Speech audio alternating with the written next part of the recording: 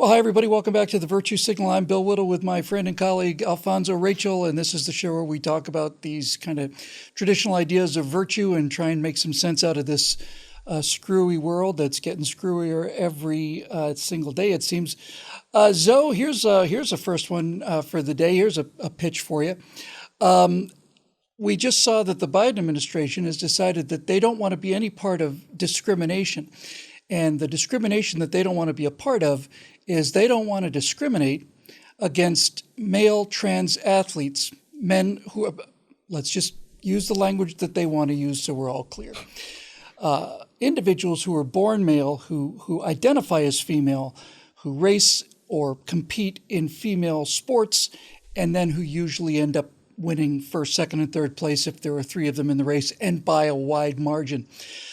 So I kind of want to talk about that phenomenon, but maybe we should start with this whole idea of gender, at least as how the left sees it. I just want to preface this by saying that from my personal point of view, I don't like people telling me how to live, and I don't want anybody telling me how to live. And so I'm not in any particular hurry to tell anybody else how to live either. If you want to identify as a female, that's fine with me. I don't care. But when you start doing things like this, you are actually asking me now to pretend that these biological differences don't exist. And just the mechanical structure of the male skeleton, just that alone, and the hip structure gives trans athletes an overwhelming advantage. And I think that we should be more concerned about the millions and millions and millions and millions of real biological women out there who are going to be cheated by this particular bow to the higher victimhood status of a very, very, very small number of individuals. Well, Bill, I was hoping to be able to finish putting on my makeup and and wear this no, new you look dress. good without it. I've seen you with too much makeup on, and it's not a good look for you, man. Oh, you saw some pictures of me in the 80s, huh? Yeah, Okay. yeah, I did. I was thinking of RuPaul. But, okay, Bill, there's a reason why God makes this very remedial statement in describing the first thing that he says about us. It seems very basic. He says, hey, look, I created you man, I created you woman. And now watch this. They're actually going to try to mess with this biological spiritual truth that I laid out right from the beginning. And here we are. And this isn't a new thing, Bill. This is we can go into a whole thing about how this is laid out and how this evil, homophobic Bible has warned us about, has talked about these things. It's funny how people throughout history has talked about this, but now it seems like this is some new thing. And now we're in an age where we talk about Me Too and abuse and sexual abuse and physical abuse, but now we're celebrating men who want to dress up as women and go in and beat up women. So that's what it comes down to in wrestling. I mean, it really does. I've seen occasionally you'll see a news story where it'll say a transgender athlete wins wrestling competition, and you think, okay, this is going to be rather a bulky looking look like a bulky looking young lady, but you look at the picture and you realize this is just a big guy with long hair. Sure. And putting aside the fact that I personally, again, this is my personal opinion, but I find that if for no other reason at all, I just find it dishonorable. I find it the kind of thing that people who can't compete would do. It's kind of like me playing Little League Baseball. You know, because I'm utterly convinced that if I could sign up for Little League Baseball now, I played when I was 10, but I'm a much better player now. I'm not quite as fast as I used to be, but I can hit a lot further. And so if I want to be the home run king and I want to sign up and play with 10-year-olds, then guess what? I'm going to be the home run king. And there's no question about it. But that doesn't seem to me to be the kind of thing that an honorable person would do. And it furthermore doesn't seem to me to be the kind of thing that a sane society would allow.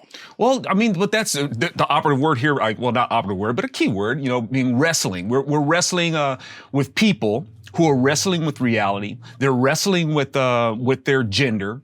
And in doing so, they're going to also, since they can't even win against that struggle, they're also not going to win against the struggle of what honor is. Right? It's yeah, like, integrity. Okay, yeah, it's a great point. You know what I'm saying? So it's like, okay, I've decided that I'm going to be another gender against biological mandates.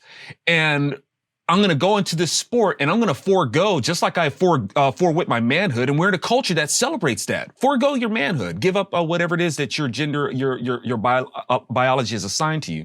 And now I'm going to also go forego honor. So this kind of thing is no surprise. This rabbit hole goes way deep, Bill, and we've been warned about this for a long time.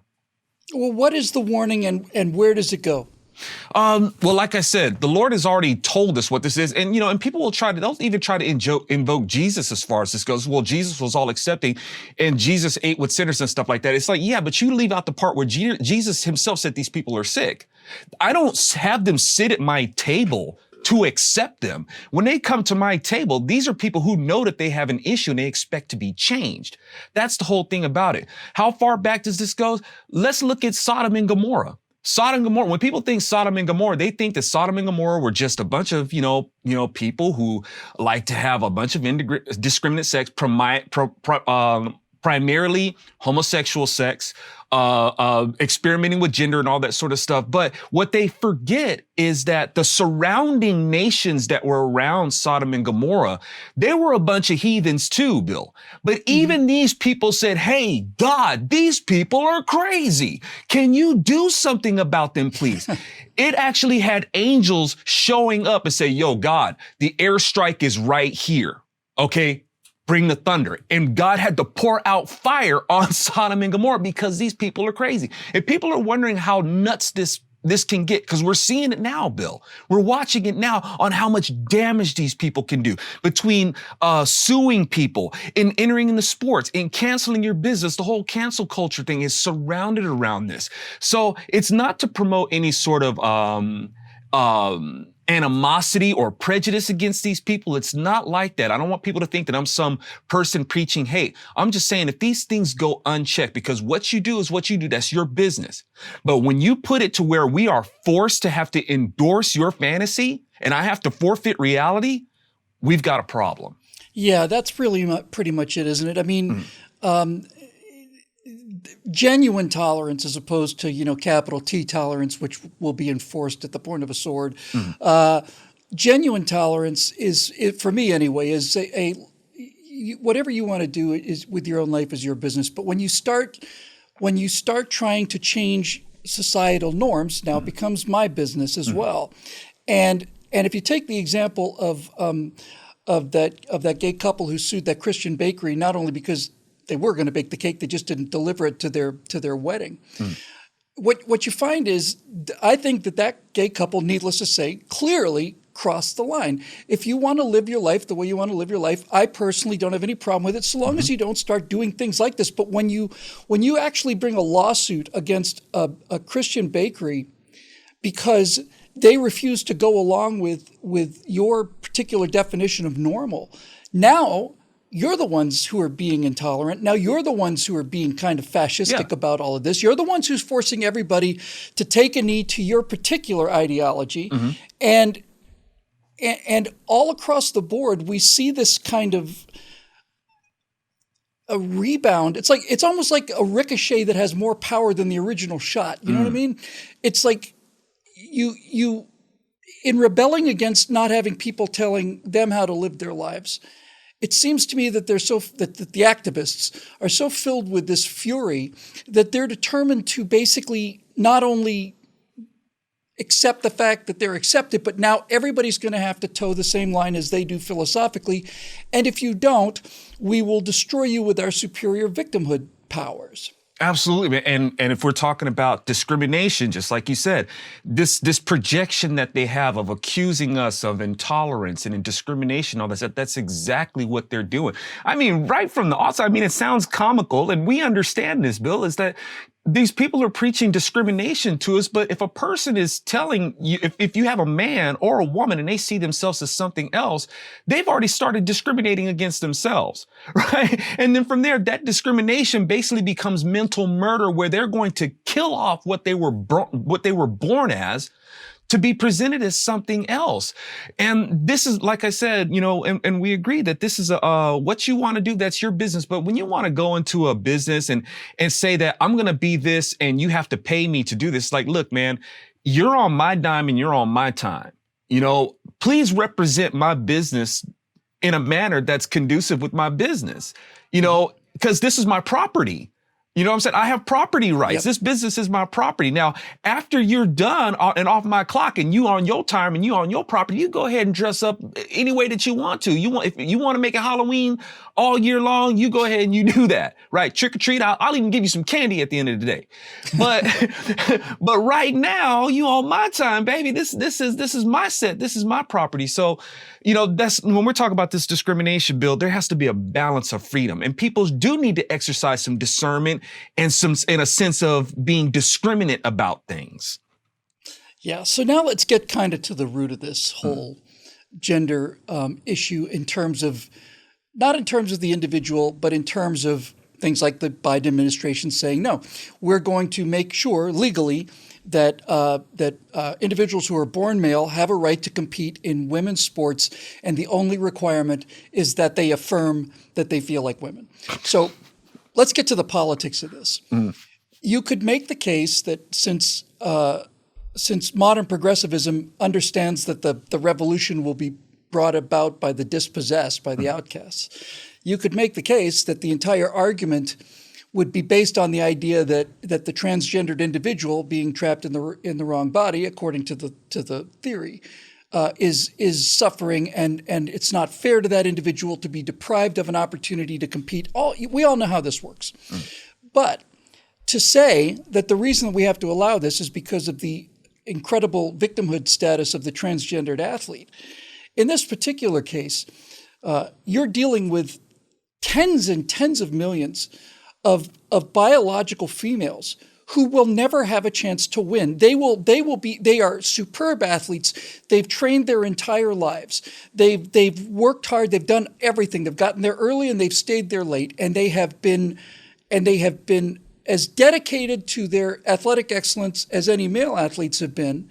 And now all of a sudden, this decision is made, and if there is a transgendered male in the competition, then that person who would have taken first place is going to take second. And if there were two of them, then they take third. So certainly the damage done to women's sports is far greater in terms of, if you want to play the victimhood card, far greater than any case you could make for any one individual. So why is it that progressive politicians, and as I said, we're trying to tie this into the news cycle. This is what the Biden administration said. No, we're not going to prevent individuals born male from competing in female sports.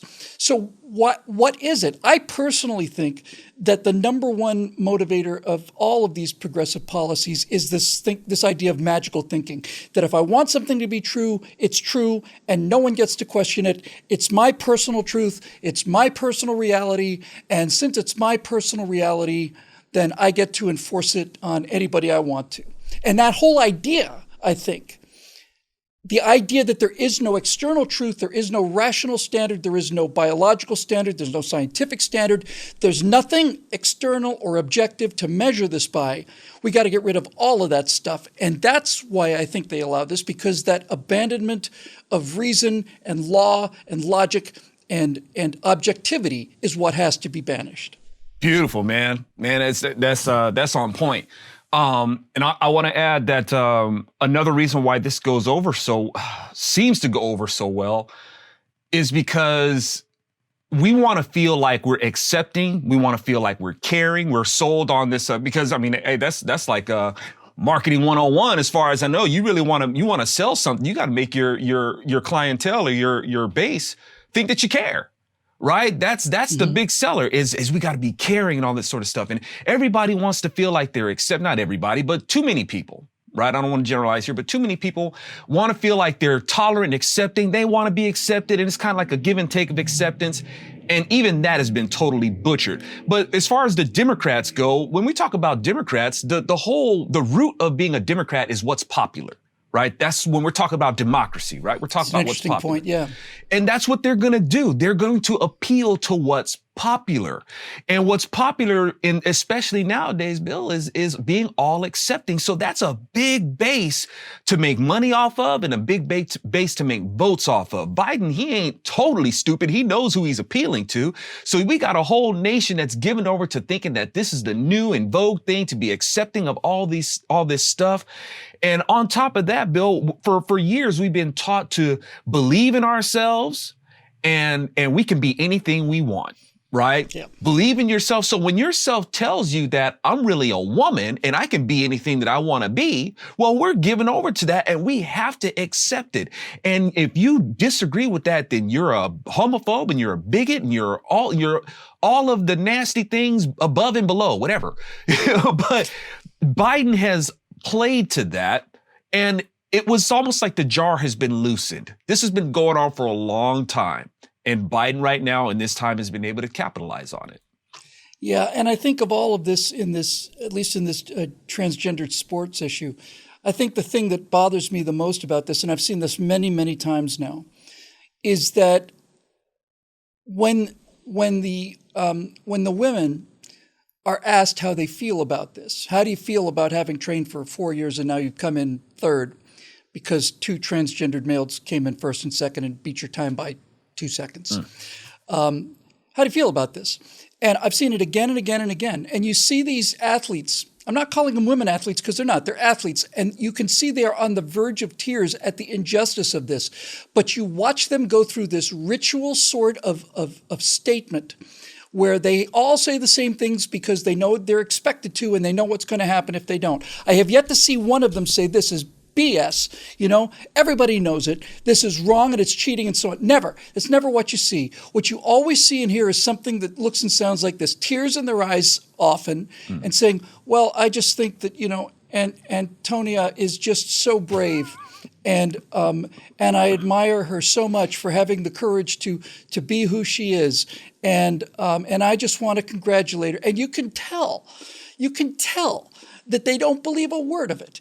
But they're required by this mob to basically mouth this litany of acceptance. And I find that the most repugnant part of this entire equation. Sure. What was that meme? There was a meme that was out, I think, when we had the Caitlyn Jenner thing, and it said, just to prove that men are better at everything, a man won the Woman of the Year award.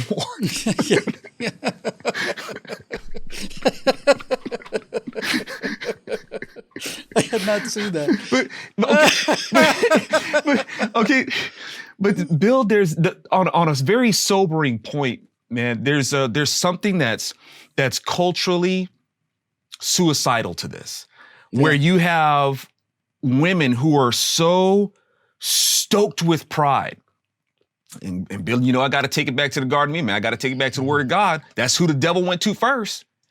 I'm going to go right to your feminine pride, right? I'm not going to go to Adam. I'm going to go to you, right? I'm going to kill Adam through you, right? So how did he do it? He stoked her feminine pride. Right now, we have women so steeped in feminine pride, of course, to their own peril. Pride kills. It's poison, okay? But when you have this, where you can even look at it from an abortion standpoint, it's like biologically, all babies start off as female.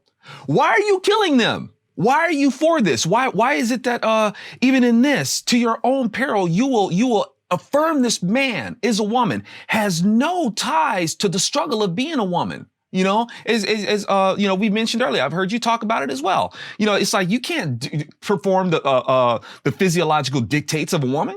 It ain't going to happen for you. So, but you think that you get to you're entitled to be qualified as a woman. That's bad enough. But when you have women out there celebrating this and trying to choke down reality, it's like, what are you doing to yourselves? I thought this was about empowerment of women and taking your sovereignty from a man, as the word says. It's like you will covet what is for a man. And they're doing this right now, but at the same time, they're giving it over to them. It's like, do you realize what it is that you're doing? And you think that this is empowering? Somehow you find being empowered and being a victim, but yet you're going to give your power over to a person to victimize you, even in this arena? It's not sane, Bill. No, it's not. And we see it all across the board in TV and in video games with every game that comes out now, the protagonist is always a woman warrior and she's wielding a sword that's bigger than she is and all of this. But here's the final question or issue I'd like to talk to you about just briefly. I think a lot of this is a result of one of many damaging results of this self-esteem movement. The idea that you've got to tell somebody that they're excellent, and then all of the achievements will follow. It doesn't work that way. But it seems to me that this is like what I'd like to get your take on. My parents told me basically, you can be anything you want to be. And I think that's a healthy thing to tell kids. But they didn't tell it to me in the literal sense. When they said you can be anything you want to be, what they meant you could be anything you want to be that you have the ability to be. I think it's good to give kids that sense of self-confidence that your future is not restricted. Obviously, if you're a young woman and she's ambitious, she wants to be president, that's certainly possible. We came perilously close to a very bad individual taking that exact position just 4 or 5 years ago. But when somebody says you can be anything you want to be, it was made clear to me that didn't include things like you can be an NBA basketball player if you're 5'7". You can't be. You just cannot be. You're locked out of it. If you want to be a jockey and you're 6'3", you cannot be a jockey. And that's tough. I wanted to be a fighter pilot and an astronaut, but I had a vision problem, and that kept me from that dream. And at no point in my life, did I ever say, did I ever say, well, to hell with this, the Air Force Academy needs to lower its standards. I'm 2015 in one eye, 2025 in the other. Make an exception for me. I never, ever, ever had that thought enter my mind because it never occurred to me that my desire should somehow outweigh standards that are in place for a very good reason. Fighter pilots need 20/20 vision uncorrected because they have to see who they're shooting at. And when that realization came, it was a terrible blow for me. And I recovered. And I guess what I'm trying to say here is this. I'd like to know what you would say to people who are like transgender people who feel like they have to compete in women's sports. Because for me, what I realized was, okay, so you don't get to be an Air Force fighter pilot, but you can own a pretty slick experimental airplane and fly on your own, and you can pretend like you're a fighter pilot. And if your life is dedicated to being nothing but a great basketball player, then you can play basketball. You might even conceivably be able to play professional basketball in some league other than the NBA, but at the very least, you can go out there every weekend and play with other really excellent athletes and get pretty close to what you wanted. But life does not guarantee you a parade of wishes fulfilled. And this wish fulfillment thing is the essence of the kind of politics that are taking over. It doesn't matter if you want it. It doesn't matter. It doesn't matter if you want it. If you can't have it, you can't have it. And we don't seem to be teaching any of that. There are things that are locked out of my life and have been forever, and people need to accept that. Definitely, man. And it's like you're alluding to a market. If y'all want to have a market, it's like, can we maybe meet somewhere in the middle where you guys understand that you're transgender? And if you guys want to compete against other athletes that are in that, then knock yourselves out.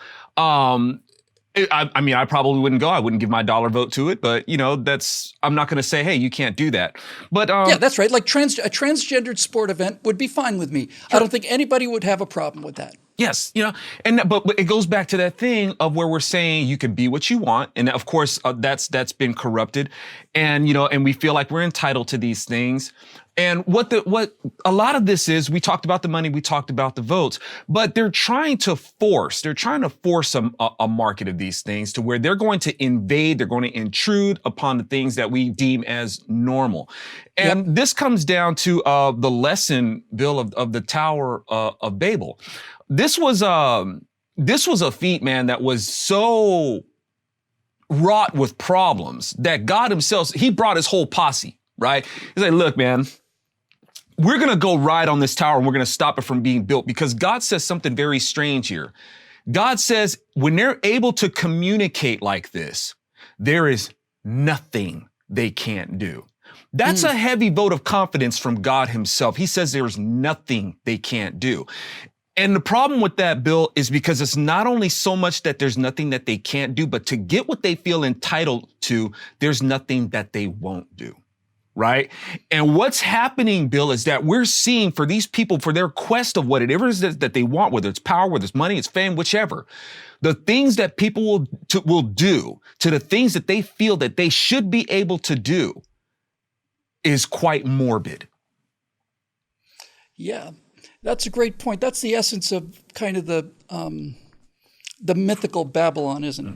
Well, the essence of Babel and Babylon is the idea that there is nothing other than me and my desires, and if that comes out as lust, gluttony, envy, pride, whatever, nothing prevents me from doing what I'm doing. I am the center of the universe. My wishes are all that matters, and comes a time when somebody has to smack that stupid out of people. And the key thing to it, though, Bill, is the whole basis of it was because of communication. This is what God said. It says when they're able to communicate like this on one accord, there's nothing that they can't do. And that's what we're seeing today. Our ability to communicate, we basically communicate with one language now, Bill, binary code. We could talk to anybody at any part of the world. Don't you think it's kind of strange that we could talk to anybody at any part of the world at a given time, basically a click of a mouse? And even God himself said, I will disperse you all over the world. So now, just like that, you're on one side of the world to the other, and you're able to communicate in a fashion that you didn't know that you could communicate in. And now that's where we are now. So it's baffling, that we're able to do this. People look at this nowadays like, I couldn't believe it. I can't believe what you guys are able to do today. Just as saying that we have people today say, I can't believe what may have happened at the Tower of Babel, right? You tell them what we're going through now, they would say that that's a myth. We're looking at today right now, we're looking at back then, we'd say, dude, that had to be a myth, right? But communication. With this communication, and communication can either be sound or it can be very corrupt. And unfortunately, people are using it to corrupt things. It certainly seems that way. That'll do it for this edition of the Virtue Signal, made possible by the members at BillWhittle.com, especially the new members we had in our membership drive back in January. Was able to bring my friend Zoe back and work with them again. It's been a long time, and I'm really glad he's here. And the response from the viewers and the members has been tremendous. So, Zoe, it's great to see you, and we will see you next time right here on the Virtue Signal.